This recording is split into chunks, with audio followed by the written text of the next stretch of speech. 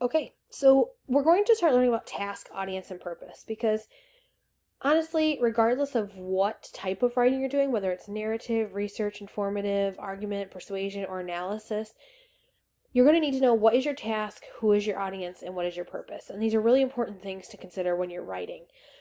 When you don't consider these things when writing, sometimes your writing can seem disorganized, or it can seem unprofessional, or inappropriate based on your task and audience. So the first thing we're going to talk about is task. Task means like what is it that you're supposed to write? Are you supposed to write a letter, an email, a text message, a note, a paragraph, a post on social media? This could go as far as an essay or, a short story. It just depends on what your task is given to you. So for most college classes, your tasks are going to be essays or paragraphs, but when you're doing writing in real life situations, it could be a letter or an email. It could be a text message or a note. It may be posting something on social media, okay? So we need to consider what is it that I am supposed to do, and that needs to be very clear.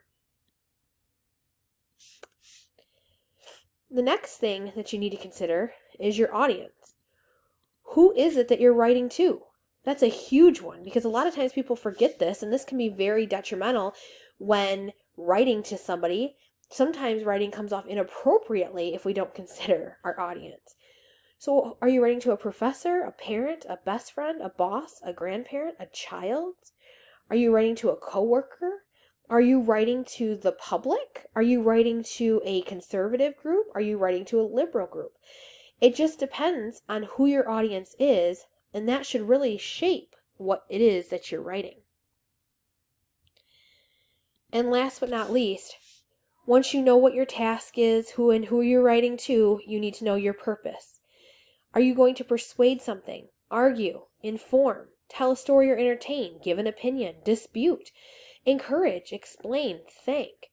There are many, many purposes for writing out there, and you need to know exactly what your purpose is and how that goes with your audience and your task. So that is task, audience, and purpose. Task is what are you writing? Audience is who are you writing? And purpose is why are you writing this? So I have a little slideshow here it's kind of silly, but it really does kind of prove a point here. These are all real life things that professors and employers have submitted when talking about people who don't understand task, audience, and purpose. So we're going to go first with Yo Teach. I'm just dropping a line.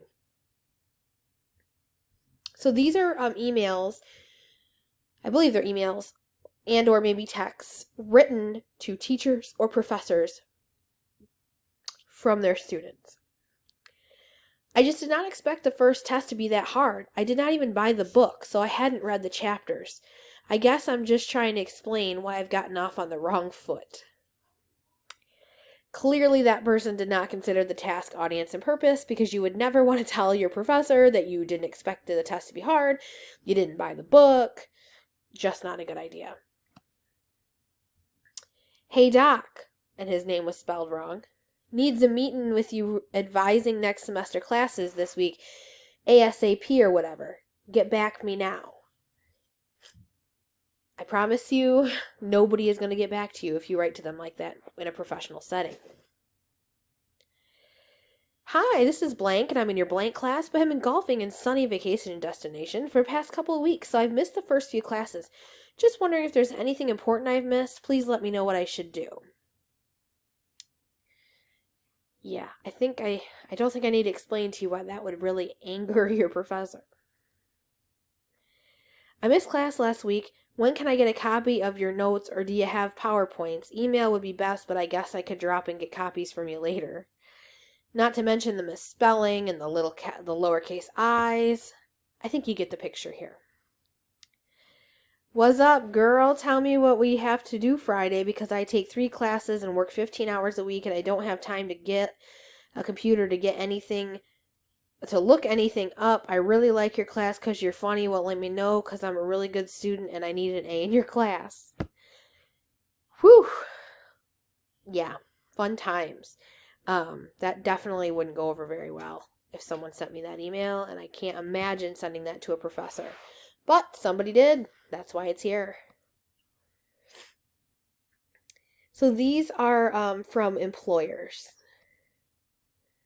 Someone wrote this to their employer. Dear Mr. Arnold, I won't be able to make it into work today because I went out last night and drank a little too much, Let me know what I missed. Yeah, so I'll be late today. Want me to stop and grab coffee for you since I'm already late? I'm pretty sure this one was a text message. It's kind of funny. Not feeling good. I'll try to get there tomorrow. Imagine Mr. Simmons if I texted him that. Miss Taft, I'm sorry to say I cannot come into work today. I've been really stressed out because I don't really like the job, so I've decided to take a day off and go get a massage. I'll be back on Wednesday. Again, clearly these people did not consider task, audience, and purpose. So again, task is what are you writing? Audience is who are you writing to or who is going to read? Does it need to be more formal or casual voice or a combination of the two? And then purpose is why are you writing? What is the point of this? So I hope that you understand task, audience, and purpose by looking at some of these examples and by listening to my lecture. You are going to then be required to select a task, audience, and purpose. And then you are going to do a positive example of that task, audience, and purpose. And then just like these, you're going to do a negative example of that same task, audience, and purpose. Let me know if there's any way I can help you, and I hope you have a great day.